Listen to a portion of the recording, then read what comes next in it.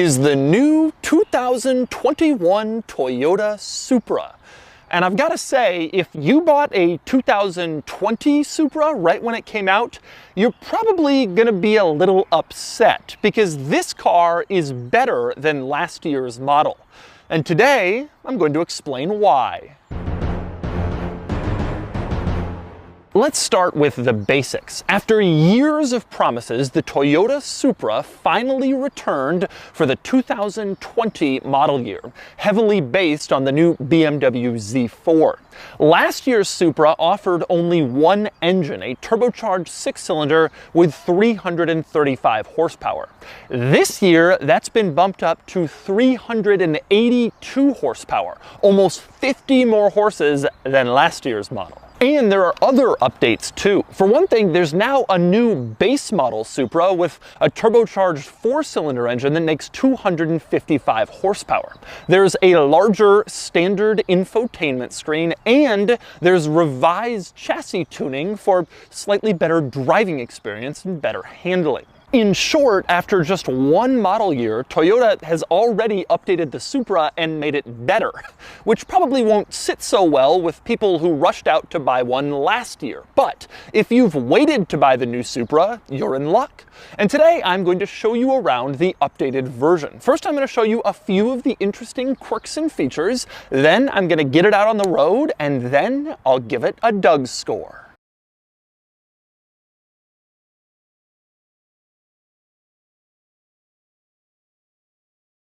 Alright, time for the quirks and features of the 2021 Supra. Now this video is on more Doug DeMuro, my second channel, because I've already done a thorough review of the new Supra, which I will link in the description below, and you can check that out if you want a really comprehensive tour, inside, outside, everything. In this video, I'm just going to hit a few of the highlights, and that means starting with just how much BMW is in this interior. It is unreal. Now this isn't necessarily a criticism. BMW makes good interiors, but I haven't been in the Supra in a year and I forgot just how much BMW is in this Toyota. Take a look, for instance, at the gear lever. BMW drivers will instantly recognize that as a BMW gear lever. Same deal with the infotainment screen. This is BMW through and through. And same deal with the infotainment controls in the center console. BMW, not a single change here. That's also true of the climate controls in the center, pulled directly out of a BMW. Again, no change at all. These are BMW controls. And right above that, same deal with the presets for the infotainment system, BMW. Although that means you get one of my very favorite technology tricks in the car industry. If you forgot what you set one of your presets to, just slide your fingers over the preset and the infotainment system will give you a preview of what is on that preset. It is a brilliant feature. I absolutely love that, and I wish everybody else did it too. Anyway, the BMW-ness continues elsewhere in this interior as well. Take a look at the steering wheel and you can see this is a BMW wheel, no changes at all. The buttons are the same as every other BMW. The only difference, of course, is that the center pad where the airbag is has a Toyota logo instead of BMW. And same deal with the stalks coming off the wheel. The turn signal stalk you can see right out of a BMW, no changes. Same deal with the wiper stalk. It really is unbelievable to me just how much BMW is in here. You'd think there would be some Toyota, but there's not. With that said, this interior does have one really cool feature that I love, and that would be the gauge cluster, which is just awesome. I love the look of it. I love how it's designed. It's stylish, it's sporty, it looks cool. I love the font they've used, the colors. This has some BMW to it in some spots, but really this gauge cluster is unique to the Supra, and I think it just looks fantastic, and it's totally fitting the character of like a tech-focused Japanese sports car that's cool and new, and I think it's great. With that said, I wish it would change a little bit more. The Lexus LFA and the Lexus IS, their gauge clusters kind of move and swivel around, and it's a really cool look. This thing is fixed in place, and in fact, when you put it in sport mode, you can see not much really changes. It just gets a little redder, a little bit more aggressive, but that's about it. You don't get some of the more comprehensive changes you can get in other modern cars with digital gauge clusters. With that said, one important change you do get in sport mode is to the exhaust note. This car sounds pretty good normally, but when you put it in sport mode, it sounds really good. Take a listen.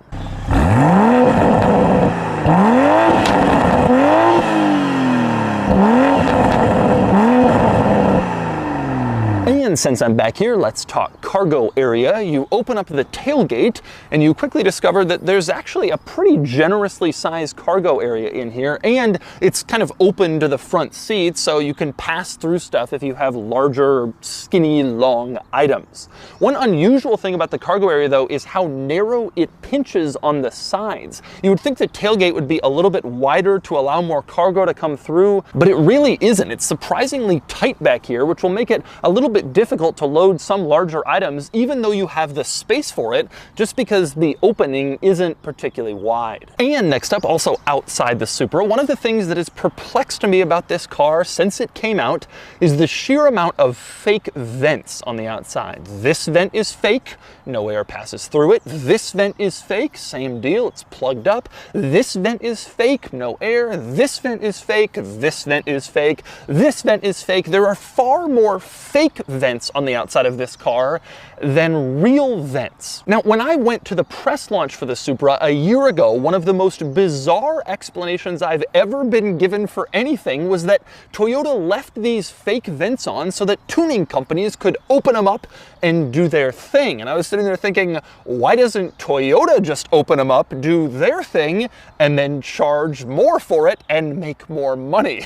And I still think there's a possibility that they will come out with a more powerful Supra that utilizes these vents later. But for now, there's a lot of fake vents on the outside of this car, and I just never love the look of something that's supposed to be functional, but really is just there for style. And next up, let's talk about another interesting Supra exterior detail, and that would be lighting. For one thing, front lighting. You have these giant LED running lights. That's becoming more common in the car industry, but when you turn on the turn signal, one of them turns off and becomes a giant LED turn signal. This car probably has the largest turn signal size to vehicle size ratio in the car industry right now. The front signals are really huge. Now, in back, you also have a cool piece of lighting, and that would be this little light at the bottom in the center. This is where race cars have their rain light or their fog light, so they can be seen on a racetrack by other drivers during a rainy race.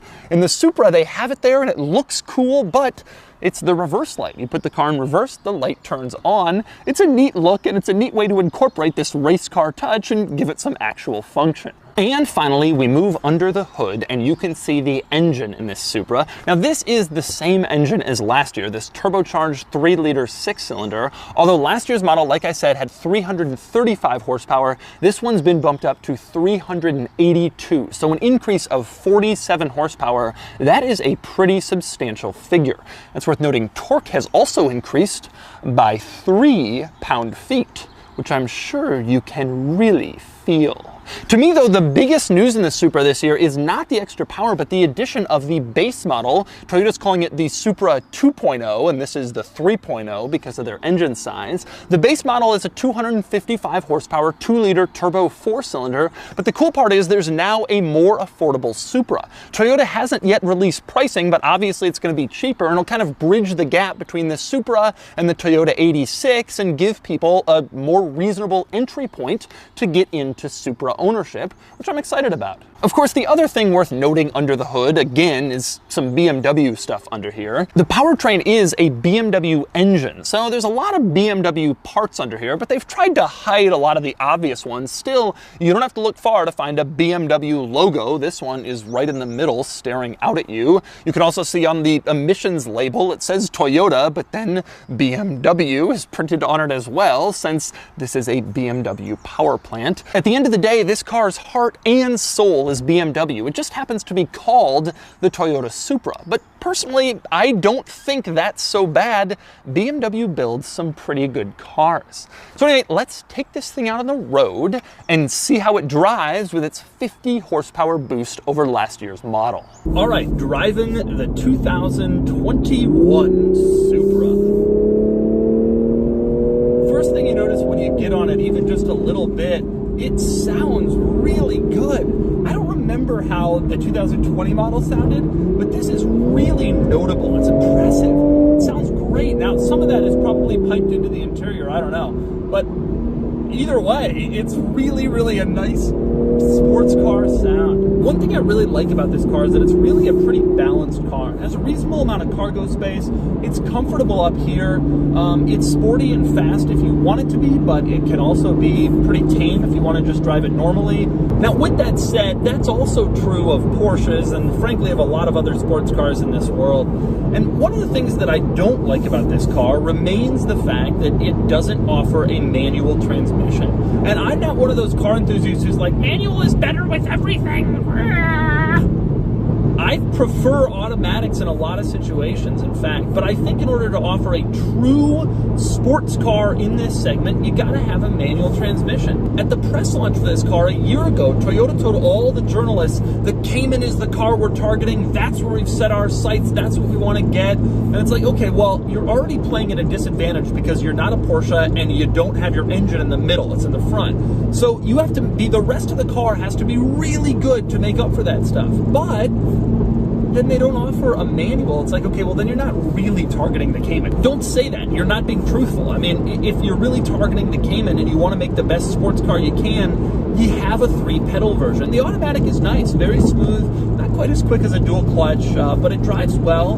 And it does a good job moving the car. I mean, the car feels quick. The new engine, the more power, it actually feels quick. And the old one did too, frankly. I didn't think the regular version needed that much more power. I wanted a performance model, but adding 50 more horses to this version, that does a pretty good job. We're now under 4 seconds 0 to 60, and that's great territory to be in. One interesting thing about this car, despite all of the BMW in this interior, everywhere you look is BMW. The one thing you don't have is BMW styling. When I look at the new Supra, I do not see Z4. I like how this car looks. I think the Z4 is more simple, more traditionally beautiful, but I kind of like this car. It looks aggressive, it looks cool, it's head turning, and I think they did a good job styling the new Supra. Overall, the 2021 model, it feels a little faster. You now have 2 versions to choose from. I don't really feel the chassis tweaks, but maybe you would on a racetrack. But I think they've taken a good car and they've made it better. But unfortunately, with no mid-engine, with no manual transmission, with no higher performance version, it's still not the best in class. You can get all that stuff in a Cayman for not that much more money, and you have a Porsche,